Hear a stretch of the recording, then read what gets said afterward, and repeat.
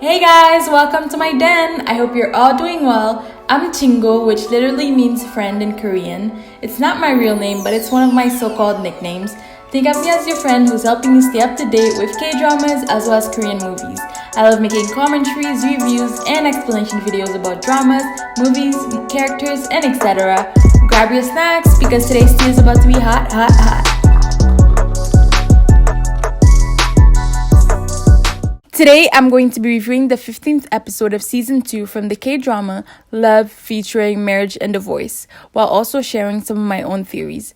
This episode was a lot to take in, and the teaser was loaded. I reviewed the other episodes, and you can find the videos on my channel or in the playlist that I've created for the K-drama. The link will be in the description box. If you guys remember, in the last episode, Yushin saw Pyong with Soban at the theater and he seemed full of jealousy. The four of them began to talk and Pyong even gave Ami the drink that was supposed to be for Shiun. Yushin watched with envy as Pyong and Soban sat beside each other to watch the performance and as they got into the same car to go home. On the way home, Ami commented that Pyong coolly divorced because she already had Soban. Yushin kept denying her claims, but in the end, even he started to have doubts. Soban and Pyong stopped at a kimbap bar near Pyong's place, and there they had a pretty great conversation. I loved when Soban pointed out that he doesn't like to gossip because he doesn't want people to gossip about him. This simple comment gives us a lot of insight into his character. He already seemed like a chill, laid-back, and authentic person. Now we also recognize his integrity. Soban mentioned how his favorite food is his mom's pancakes, and because of this, Pyong spent hours trying to recreate them, but alas, she failed. I don't know why, but I feel like Shiun would probably know how to make them. Yushin came to see Pyong during the week, and he once again gaslighted her while claiming that she had blindsided him. Pyong started defending herself, and then she got angry. I was appalled when Yushin said that Pyong was neglecting Jia. Like, wow, the audacity of this man. Pyong has been an amazing mother, and Jia never fails to recognize this fact. Yet, Yushin is out here claiming that Ami would be also an amazing mother, as if Pyong is replaceable in her daughter's life. She finally explained that everything was a coincidence when Yushin brought up that Jia should at least have one parent who hasn't moved on and married someone else. His gaslighting techniques never cease to amaze me. What a scum. He's obviously not ready for Pyong to move on with someone else, and because of this, he's using Jia because he knows that she is Pyong's weakness. Very cowardly, I must say. Yushin was fantasizing about seeing Pyong, Soban, and Jia at the pool together, and then he got mad. It's funny because in the end, he really did see the three of them at the pool. He even fantasized punching Soban, but of course he didn't do this, and he simply went on to follow the three of them to a nearby restaurant. By the way, Jia has noticed that her mom is very happy, and I love to see that. I also wanted to mention that it's okay to age, and sometimes you will age even though you take the utmost care of yourself. I'm simply saying this because Jia said that she didn't want her mom to age and be like the teacher with the saggy arms. Aging happens, and it's okay. Anyways, I loved how Jia told Soban that he could ask her questions instead of going through her mom. Homegirl is very articulate and she was raised very well. Soban said that they should all go play sports with Uram. The three of them will be great friends, I think. It's very obvious that Yushin is just about done with Ami and Dongmi's antics, and those two are still going at it with each other. He was so frustrated when he saw Ami crying and complaining, and when Dongmi came back home to fuel the fire. He asked them both to go back home, and yet none of them left. I think that recently Yushin is coming to the realization that he made a mistake by being with Ami. He's finally understanding that this girl is really just a girl and she has yet to mature despite her age. Dongmi even tried to get Pyong's help to get rid of Ami, but Pyong is obviously over it and she doesn't care. I laughed when Dongmi thought about how Pyong suddenly became Buddha, but for real though, some things are just not worth her time. So I'm glad that Pyong is not involving herself into that whole mess. I think Dongmi will try once again to get Pyong on her side, but as we already know, Pyong won't care at all. I don't think that Yushin will want to stay with Ami, but I do hope that he recommends a therapist for her. She needs one. Many people in this drama actually do, and in real life as well. all, and many people need a therapist. It's good to have one, in my opinion. I think I also need a new one. Guys, it seems like the ghost dad is gonna possess Jia in the finale.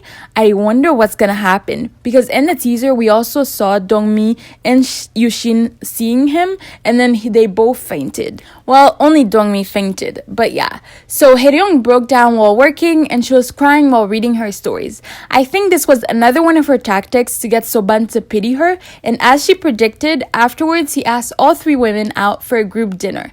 Heryong felt like she had succeeded. She later fantasized that Pyong's divorce would also be revealed at the dinner, which is why she asked Pyong and Shiyun out in order to ask for help and their support. Heryong told both women that she was interested in Soban and that she hoped to shoot her shot. She asked them to leave early at the dinner so that she would be alone with Soban. The two women later discussed Heryong's boldness and that she probably changed her makeup style due to Soban's conservativeness. Shiyun kept bringing up how Soban may have grown fond of Heryong and that he probably likes younger women anyway.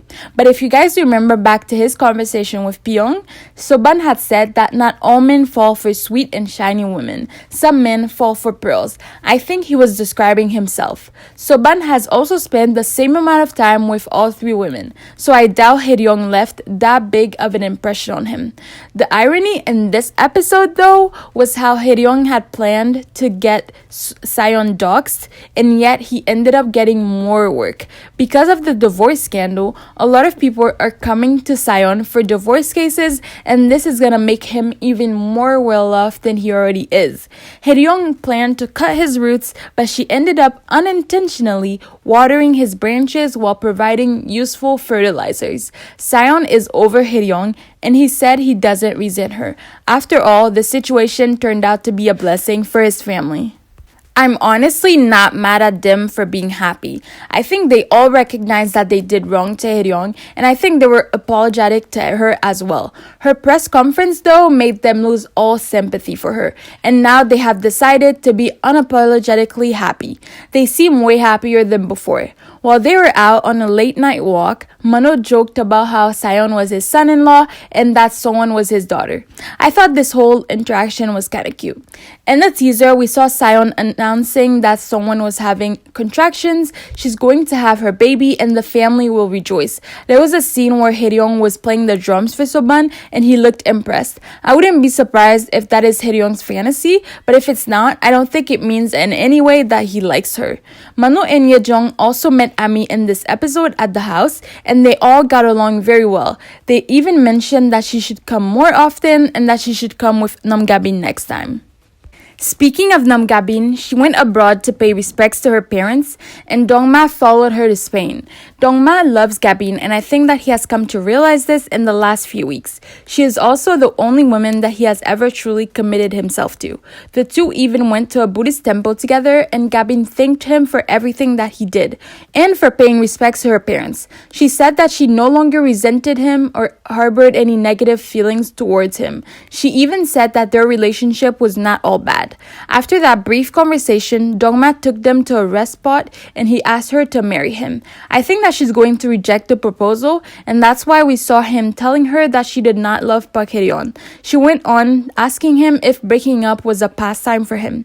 To be fair, I also don't think that she loves Park Heryong. She likes having him as a safety net. I think that she will leave Park Heryong, but I doubt that she's gonna get with Dongma right away. Shiyun met with Park Heryong in order to address him meeting Uram and not Youngki.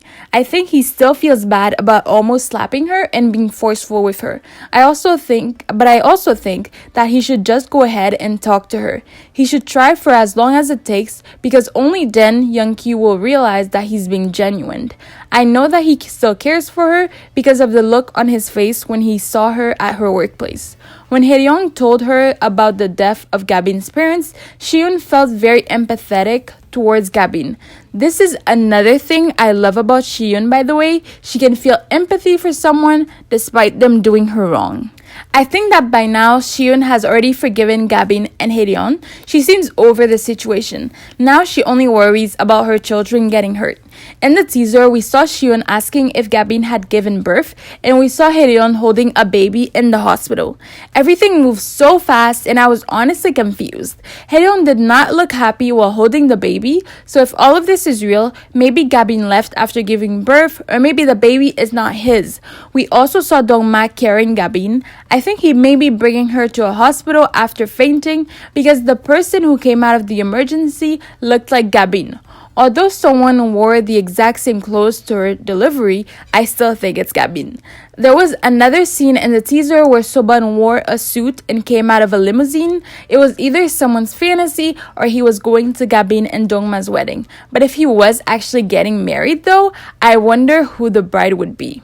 Quick shout out to you guys for watching my videos and commenting. It's always a lot of fun, and a big thank you for everyone who subscribed to my channel. I'm overjoyed with the love. If you guys have any other K-dramas that you'd like to see on this channel, let me know. I already have Police Academy, The Road Tragedy of One, and Hometown Cha-Cha-Cha in mind, but I'm also open to other suggestions. Side note, I usually prefer commenting on-air dramas. Anyways, that was it for me. Let me know your thoughts in the comments. Episode 16 is out right now on Netflix, but you could find it at other drama sites as well, such as Dramacool. Episode 16 seems like it's going to be a loaded episode, and I feel as though there's going to be a time skip somewhere in there. I guess we're going to see soon. So stay tuned. If you like this video and want to see more from me, give this video a thumbs up, subscribe, and turn on your notifications. Take care. May God bless y'all, and until next time, bye!